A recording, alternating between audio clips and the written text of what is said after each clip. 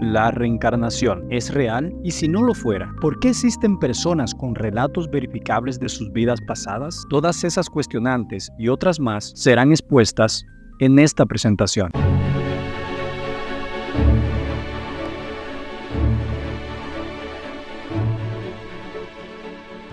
Voy a tocar un tema que para muchos pueda ser algo irrelevante, pero para otros entenderlo puede tornarse en algo muy relevante al punto de marcar un antes y un después en sus vidas. Vamos a tratar el tema de la reencarnación. Entendamos primero qué es y en qué consiste la reencarnación. La reencarnación es una creencia que sostiene que después de la muerte, el alma de una persona puede renacer en otro cuerpo humano o incluso en un ser vivo, en otro ser vivo. Este ser vivo, dicho sea de paso, puede ser incluso un ratón. De hecho, en la India hay un templo dedicado a las ratas, porque se entiende que allí hay abuelos o ancestros que pudieron haber reencarnado en las ratas. Por lo tanto, ahí se venera y se adora, en cierta forma, a las ratas.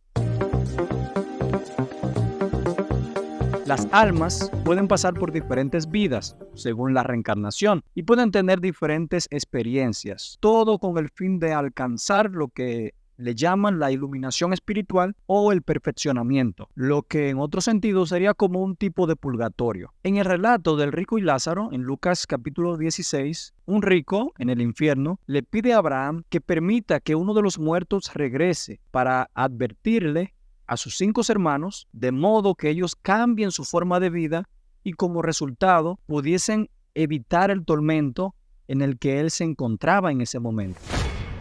Pero la respuesta de Abraham ante esta petición fue que hacer algo así sería algo inútil. Él les dijo: a Moisés y a los profetas tienen, óiganlos a ellos. Pero el rico insistió y dijo: no, padre Abraham, sino que si uno de los muertos regresa, se arrepentirán. Entonces Abraham repite la primera indicación: si no obedecen a Moisés y a los profetas, tampoco se persuadirán si se levantara uno de los muertos. Si analizamos bien este pasaje en Lucas 16, nos podríamos hacer la siguiente pregunta: ¿qué nos indica esto? ¿Cuál es la enseñanza que esto quiere dejarnos? Bien, esto nos dice que no hay más oportunidades. Esta vida es la única que tenemos para decidir nuestro destino final.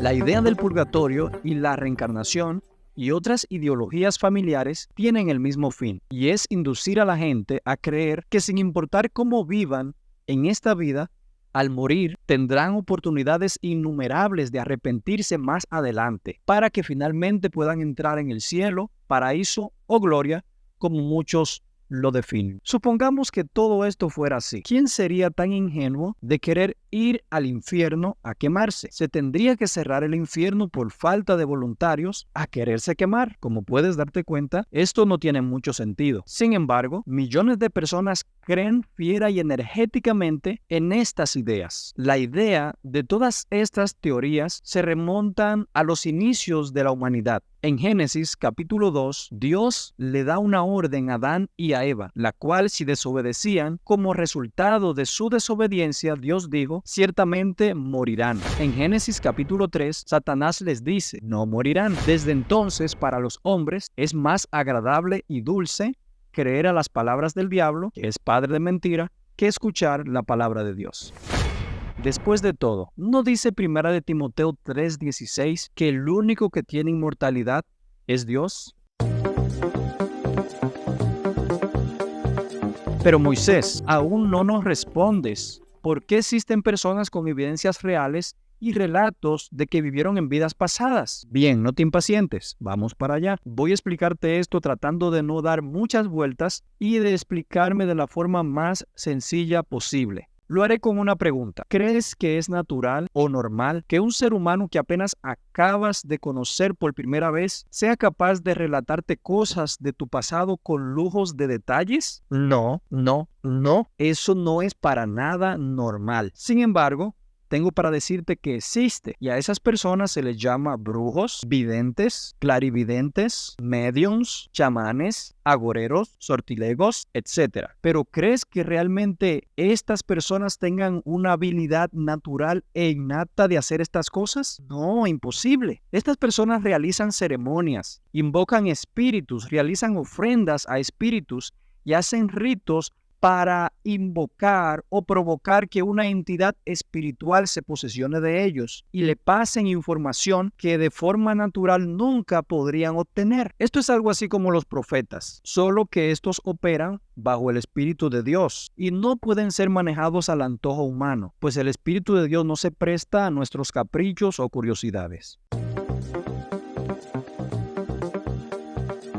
En el libro de Hechos, capítulo 16, se relata una experiencia que tuvo el apóstol Pablo. Se dice que cierto día, cuando Pablo y sus compañeros iban al lugar de oración, se encontraron con una joven esclava que tenía un espíritu que le permitía adivinar el futuro. Por medio de la adivinación ganaba mucho dinero para sus amos. Ella dice que seguía a Pablo y también al resto de los compañeros y gritaba: estos hombres son siervos del Dios Altísimo y han venido para decirles cómo ser salvos. Que dicho sea de paso, estaba diciendo la verdad, pero ella no los conocía, no sabía nada sobre ellos ni a qué se dedicaban. Ella estaba diciendo una verdad, pero esta verdad no era algo que había salido natural de ella, sino que tenía un espíritu de adivinación. Dice que esto sucedió día tras día, hasta que Pablo se molestó de tal manera que dio la vuelta y le dijo al demonio que estaba dentro de la joven: te ordeno en el nombre de Jesucristo que salgas de ella. Y dice que al instante el demonio la dejó y las esperanzas de sus amos de hacerse rico ahora quedaron destruidas. Así que agarraron a Pablo y a Silas y lo arrastraron hasta la plaza del mercado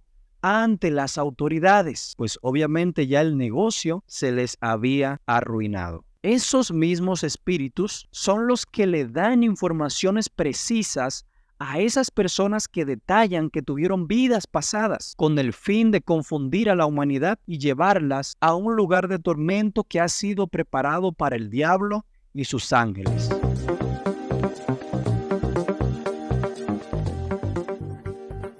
Deseo que el Espíritu de Dios te guíe en esta hora. Antes de terminar, me gustaría hacer una oración y me gustaría que tú puedas repetir después de mí esta oración. Oramos. Dios eterno, creador del cielo y la tierra, gracias te doy por la vida y porque hasta este momento tu gracia me ha sostenido. Líbrame de todo poder del mal y que tu Santo Espíritu me guíe a toda verdad.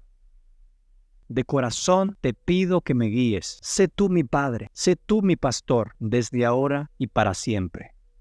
Creo en Jesús y lo acepto como mi único y suficiente Salvador y Libertador. En su santo nombre te pido todos estos favores. Amén y amén. Dios te bendiga, Dios te guarde. Si tienes alguna duda al respecto o necesitas ayuda, solo ponte en contacto y con gusto responderemos tus dudas y oraremos por ti. Dios te bendiga.